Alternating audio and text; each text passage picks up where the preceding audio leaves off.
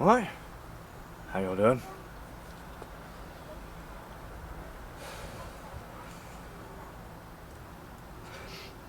I don't really know how to start. You know when you have plans, and then you're made to wait? What do you do in times like that? In this case, today, I was like, we got the kids to school. They were great. I didn't get to speak to the Killy Link's parent who wants to come to Theo's little gig on Saturday. So I was like, come back home. And me and Nikki are like, we're gonna sit down, watch some anime. She's gonna go and do some bits and bobs, spray painting, arts and crafts, whatever, and then I'll live stream. Well, my wife spent majority of the morning talking to her fans on the phone. So, we didn't watch any of that stuff. Well, we did, probably about 3 hours later than expected. Not a big deal, because, pretty much the same kind of thing that happens when I end up talking to DeWalt in the grand scheme. It's a random phone call turns into several hours of the day gone. But what do you do? What do you do when your wife is busy talking to her fans? Well, what I ended up doing was pulling the Sony speakers out of the garage, pulling out the little amplifier, and connecting them up in the front room for God knows whatever reason. Just to see how they'd look and sound, maybe? But I'm thinking of getting a couple more of them little amps. The little tiny amplifiers to hook up around the house. So rather than having the surround sound amplifier in Inky's art room connected up to the two front speakers in there, plus the garden speakers, just get a tiny little amplifier like what I've just set up in the front room, which is what would normally be set up in the garage. Connect the garden speakers up to one of those, connect that up to a Chromecast, job done, because there's already a Chromecast in Inky's art room. Move the amplifier from Inky's art room into the front room, and just kind of go from there. But it was a nice little test without having to pull apart everything in Inky's art room, and I've come to the conclusion that whilst it's nice to have a reasonable set of speakers in the front room, because I've connected it all up to phono cables at the back of the TV, so we're just using the phono out on the back of the TV, no optical or anything like that, just literally phono out, connected into the aux input of the amplifier. So nothing super high quality, nothing that we'd need the surround sound amplifier for, but whilst it's nice to have a reasonable set of speakers in the room, I don't think they'll go down too well, having a full surround sound setup again, for the exact same reasons that I've said many a time before when talking to DeWalt, isn't it? They're loud, obviously, crystal clear, reasonable bass, but to get decent kick out of them, you really do have to crank them a bit in a room like that when you're not sat so close to them. So they can get pretty loud pretty fast. And then that overpowers everything. So when you get it to a reasonable volume to be able to hear everything sufficiently to a level that I like, you can hear it in the garden, which wouldn't be ideal for our neighbours. Definitely wouldn't be ideal for the dog. The dog was already not happy because the floor vibrates once you get it at that little sweet spot. So he weren't happy because his bed is next to where the TV's at. And I can guarantee you that William won't like it. I'm almost certain of it, he won't like it. Just because of how loud it is. A lot of the times if we have something on the TV or we're listening to music on one of the speakers in the house, he will come through and he'll just shut the door between the room that we're in and the room that he's in so that he can get some quiet. I don't really think Theodore would appreciate it all that much either if I'm starting to listen to death metal and stuff in the main part of the house, but it was fun to try. I'll probably keep them there for a day or two for now and then move stuff back into the garage. As I say, I might grab another little amp to put in there. I'll leave the power cables and stuff, just buy some more phono cables and or phono to 3.5 and couple more power cables. They're only a couple bucks each. Another amplifier, they're only about 10 to 15 quid each. Just buy a few of them and just scatter them about a bit. With the idea that we can't really use it in the front room, it would be kind of silly moving the surround sound amp in there. But I'm also now toying with the idea of grabbing another cheapy TV, like a 32-inch, just to put in the garage, so I can sit out there and watch TV, cartoons. Well, I say TV, like literally just cartoons and random movies whenever I feel like it.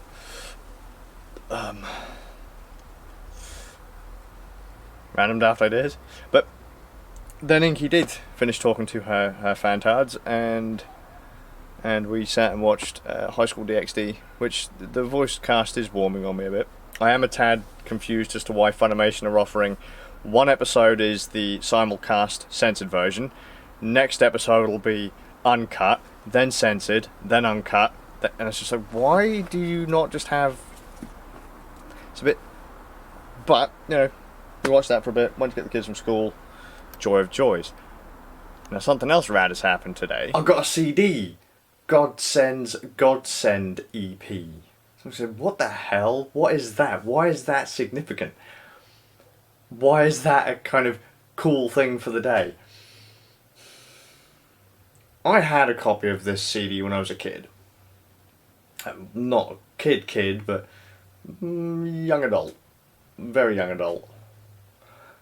To me, it was a great Goofy album. I say Goofy for a reason.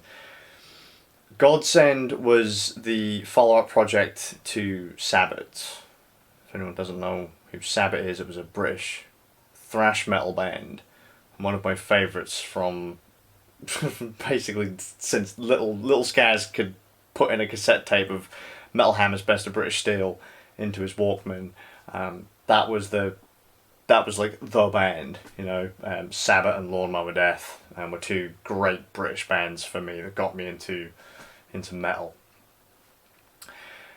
They did Sabbath did 2 albums to start with, and then their third album was a complete change up. Like the band kind of had a semi-reform, and their lead guitarist Andy Sneap was still on board for the third album.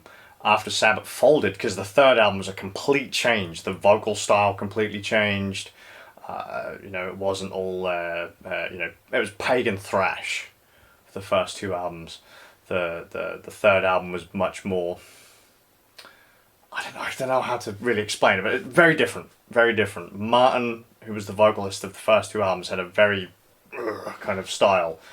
In fact, the first album actually sounded like, if anyone's had a Cradle of Filth, Sabbath's first album, like 1980s Cradle of Filth. Second album, Martin was a lot more gruff and kind of throaty, and that was the style that he followed on for the next few years. When he went to Skyclad, Sabbath folds, and Andy goes to Godsend, and they record the Godsend EP. And from what I understand, it's quite a rare one because it's their only release. And like I say, I had a copy. I still have a copy. It's at my parents' house. And I have no idea. Well, Inky says it's at my parents' house. My CD collection is scattered somewhere between here and Cromer. So it's quite a distance, you know, 40 plus miles. And I was like, look, I kind of want to listen to this album again. I'm sure I've got a ripped copy somewhere. I looked for it and I couldn't find it. I was like, you know what, I'm just going to look up the CD code. If anyone's got like the code for the CD, I'm going to look on eBay for it. And I found a copy. And I had to buy it. It was only cheap, considering how rare it's supposed to be. It's really cheap, like $5. I now have 2 copies of the Godsend EP, and I have ripped it and put it onto Google Music. The album is still very, very weird. It's nothing like Sabbath. The vocals are nothing like Sabbath. They're nothing like Skyclad. I remember talking to Andy about the album years ago. Like Teenage Skaz gets to talk to Andy Sneap, legendary record producer, and you know, and guitarist You know, he's still touring to this day. I didn't really talk to him. It was an email. We had a couple email exchanges.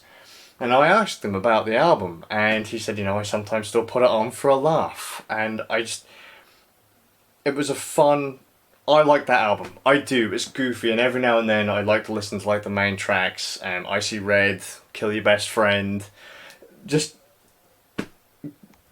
it's fun, so I had to get it. And for me, I was just like, I feel like a teenager again listening to this music.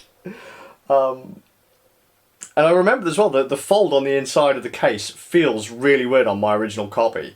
I was like, I wonder if it's just my copy that's like that, or if there's like, you know, if there was a difference in any of the other runs or whatever.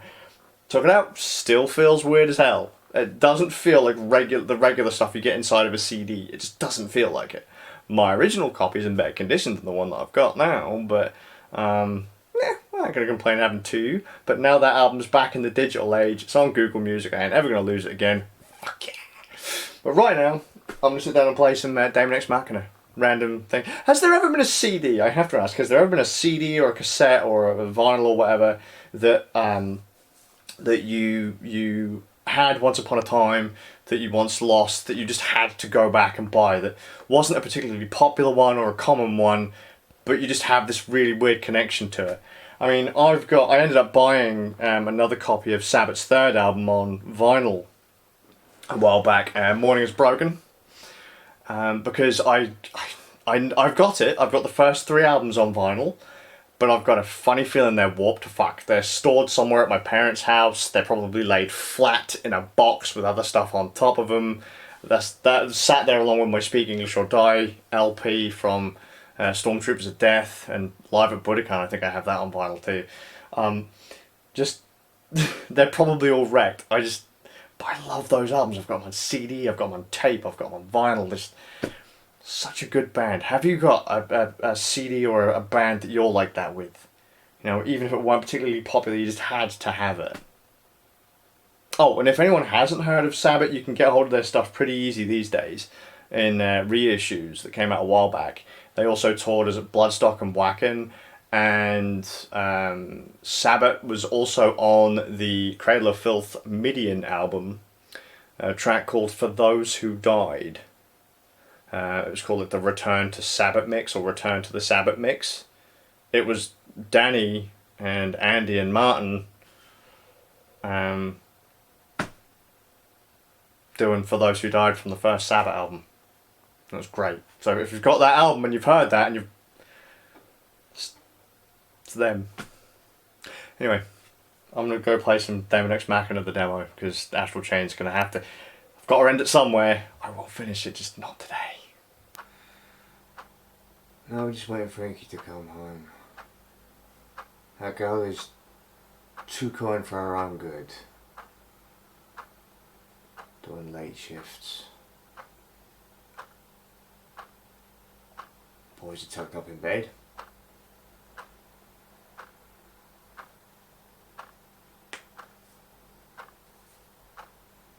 Spaniel snuggled up.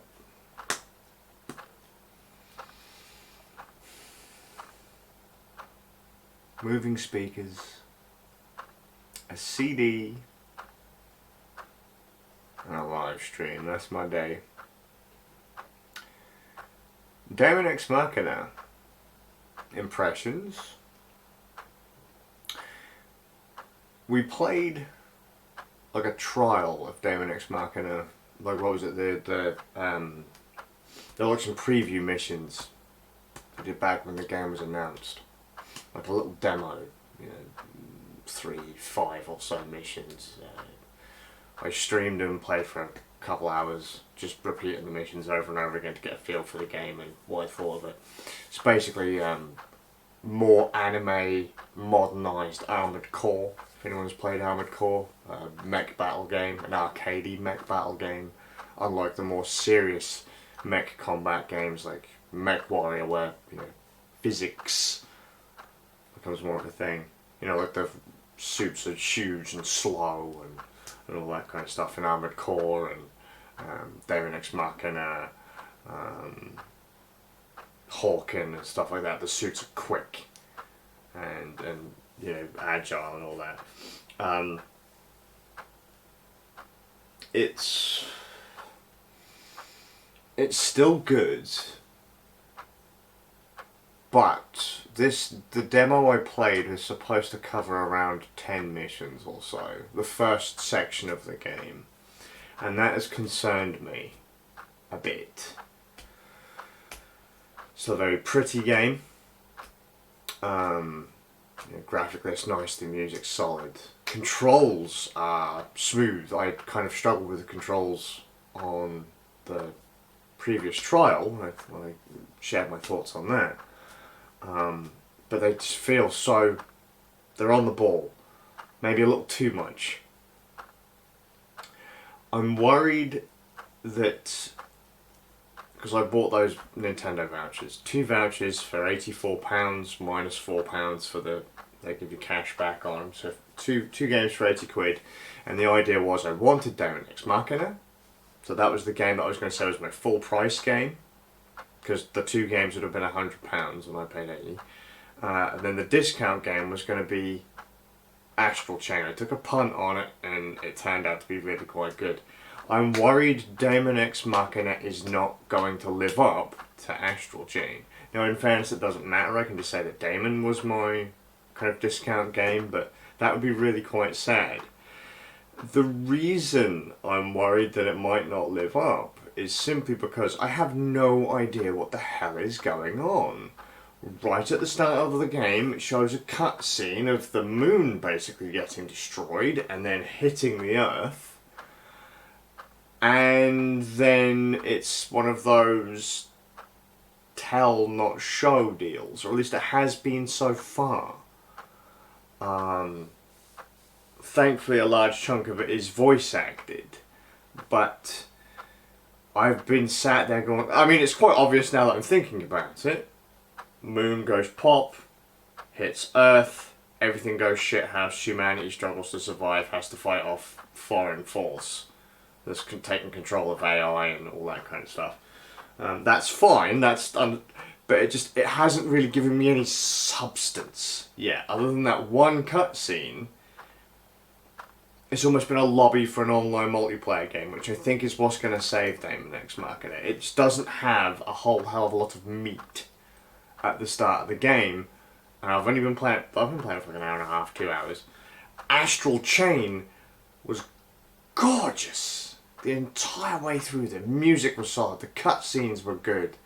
You know, Daemon doesn't have that grab you by the bollocks and twist thing going on for it, and as I said, it kind of worries me a bit. I am sure it's going to be a fun game, a very fun game. I'm just, you know, I'm a little shocked. I'm a little worried that the game I really wanted to be good might not live up to the hype of the game that I expected nothing from. But Daemon X Machina comes out tomorrow, so I'll probably stream it as soon as it unlocks. At least I will stream it all day tomorrow. That's the thing. If the demo is literally the start of the game, it feels kind of thin. Although I did spend nearly 2 hours on it and didn't feel like I'd spent 2 hours on it. The demo apparently does tie in to the start of the game, and my save data will transfer directly over. So we'll see if maybe things pick up. I don't know. I'll start off by finishing the demo tomorrow, and then hopefully by the time I finish the demo, the full game will have unlocked. I still think it's going to be worth purchasing, because it does have a co-op multiplayer thing going on for it. Obviously the story hasn't really opened up for me yet, and I have played some of the bigger battles in the game from the previous demo that came out. But even they weren't exactly what you call, you know, game sellers. We'll see. I'm hoping it. First impressions, still good, just, I don't know, just not there right now. I've actually got the live stream up, so I wanted to make sure that the frame rate and everything was good, but I mean, it does look pretty.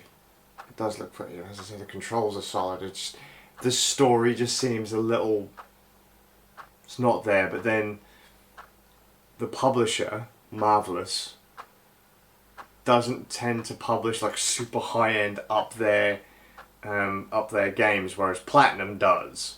Marvelous tend to bang out like the Senran Kagura games. They've done a lot of the Neptune, or published like Neptunia games and stuff like that. You know, usually like the budget stuff. We'll see. Say it again, we'll see. I'm gonna wait for Inky to come home. No one got to bed. And then blow some things up with my giant fucking robot. God damn, I missed that CD. I've left it in the garage like a dick. I should probably actually go get it. Seriously, go grab an old CD or an old vinyl or an old tape that you've just got this bizarre attachment to. What was it? I hope you're well. I'll see you all with a bit later.